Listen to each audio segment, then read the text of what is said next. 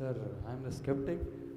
Sir, you about this fact that we should enhance our competence.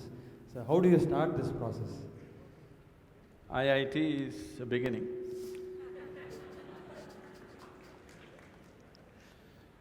So, what are you skeptical about? You don't believe competence will work in this world, is it? Corruption is also a certain kind of competence, anyway. That was supposed to be a joke. Huh? That was supposed to be a joke. Okay, that's supposed to be a joke. So, now, how do I enhance my competence? See, let's say you want to run on the field, let's say you want to run a race, you want to run 100 meters. It is not running that you have to work on right now, you have to work on your legs and lungs and muscle and everything, isn't it so?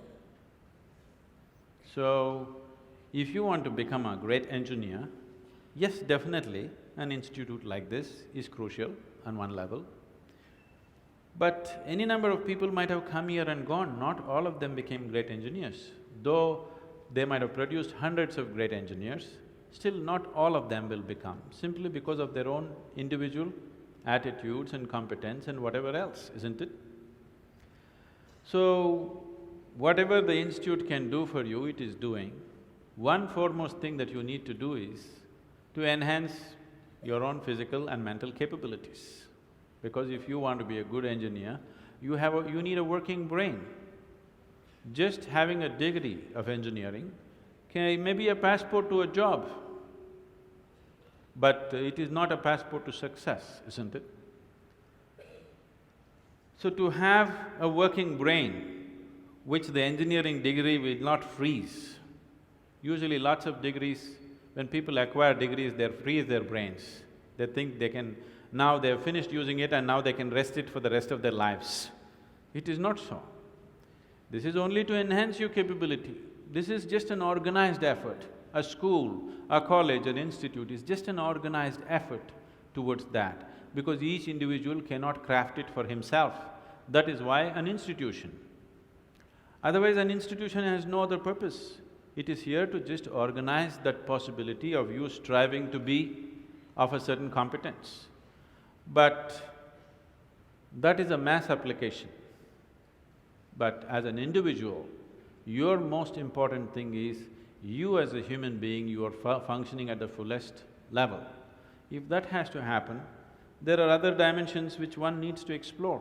Unfortunately, though these sciences and technologies for inner well-being have been the mainstay of this culture for thousands of years, today we are largely losing it for various reasons, because we want to imitate somebody else. We don't want to imitate our grandfather Topiwala anymore.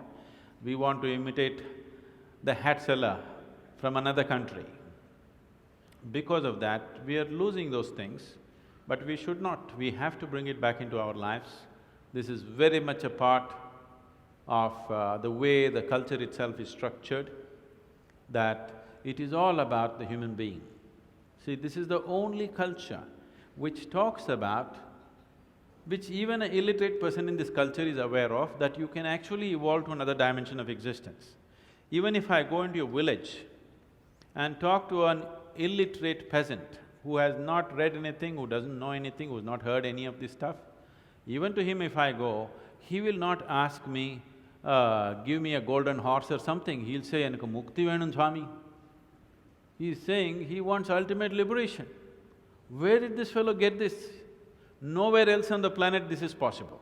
Nowhere else on this planet is it possible that an illiterate person is thinking that he can break his present dimension of existence and go to another place, whatever that place is. So, this was bred into our culture so deep, we should not lose it. It was not just the idea, there are technologies to become free. If you became free from the process of your body and the process of your mind, if you can sit outside of it and work it, you would work it brilliantly, do you understand? You would be able to use this body and use this mind only when you are able to not treat it as myself. These are powerful instruments in your life. These instruments can be employed the way you want it. only when you have an outside access to it. Right now, you are a phenomenal computer, but you don't know where the keyboard is. When you can't think, you scratch this spot, that's not where it is. Do you see people, when they cannot think, they're thinking hard, they scratch here? It doesn't work like that. There are proper steps that one can take. It could be offered here if everybody is willing for that.